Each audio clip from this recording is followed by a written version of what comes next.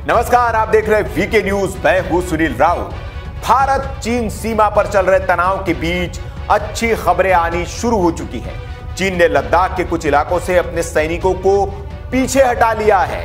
यह खबरें अब आ रही है, लेकिन क्या चीन का यह हृदय परिवर्तन यूं ही हुआ है या भारत की अचूक रणनीति और चौतरफा मार से घायल चीन को अपने कदम वापस खींचने को मजबूर होना पड़ा है?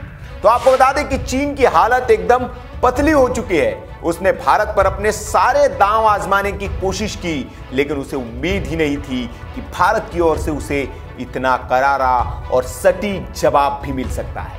लेकिन उसका आत्मविश्वास उसे ले डूबा और भारत ने चीन को चारों ओर से ऐसा घेरा कि चीन अब चारों खाने चित्त हो चुका है। दरअसल इन सबके पीछे सुरक्षा सलाहकार अजीत डोभाल का दिमाग बताया जा रहा है। डोभाल ने ऐसी रणनीति तैयार की कि चीन के पास दूसरा कोई विकल्प नहीं बचा है। चीन को सबसे पहला झटका तब लगा जब उसे समझ आया कि उसकी तरफ से अचानक सैनिक बढ़ाने से भारत बिल्कुल भी दबाव में नहीं आया, क्योंकि भारत ने चीन के बरक्स अपने सैनिकों की तैनाती सीमा पर बढ़ा दी और तोप के मुंह को भी चीन की तरफ घुमाकर उस पर और दबाव बना दिया।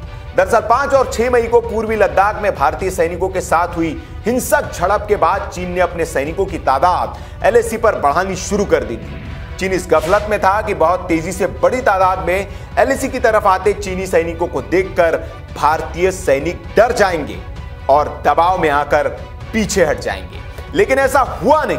भारत ने इसका जवाब देते हुए तुरंत ही चीनी सेना के मुकाबले उससे ज्यादा संख्या में सैनिकों को LAC की तरफ मूव कर दिया। इधर भारत ने अपने सर्विलांस सिस्टम से चीन की गतिविधियों पर नजर बनाए रखी थी। तब पता चला 50 से 60 चीनी सैनिक PP-14 और PP-15 की तरफ पहुंचने लगे, तो भारत ने उससे ज्यादा तादाद में 70 से 80 सैनिकों को मौके पर भेज दिया। चीन ने देखा कि उसका यह दबाव काम नहीं आ रहा है, तो बातचीत के रास्ते पर फिर उसने कदम बढ़ाए। पहले तो उसने लोकल लेवल पर दर्जन भर मीटिंगें की और उसके बाद 6 जून को लेफ्टिनेंट जनरल लेवल की मीटिंग की। लेकिन इस मीटिंग में भी भारत ने साफ कर दिया कि वो झुकने को तैयार नहीं है। दोनों देशों ने अपने अपने इलाकों में जो सैनिक युद्ध सामग्री और वाहन जमा किए हैं, पहले उसे हटाना होगा। और भारत ने दो टूक ये भी कहा कि चूंकि पहल चीन ने की है, इसलिए पहले पीछे उसे हटना होगा। रक्षा विशेषज्ञ ये भी बता रहे हैं कि भारत की रणनीति के आगे अब चीन पस्त हो चुका है और उसे पीछे कदम खींचने पड़ रहे हैं। वैसे भी चीन पर वैश्विक दबाव है और वो चारों ओर से घिरा हुआ है। ऐसे में वो भारत के साथ ज्यादा तनातनी नहीं कर सकता, क्योंकि पहले ही अमेरिका और रूस जैसे देश सीमा विवाद पर भारत का साथ दे चुके हैं और ऑस्ट्रेलिया भी भारत के साथ ही खड़ा है।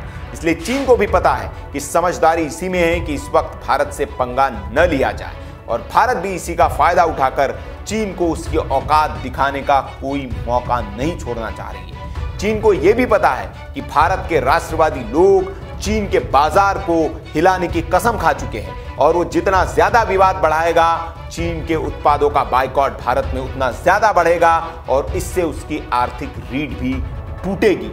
इसलिए अब चीन समझदारी दिखाते हुए पीछे हटने लगा है।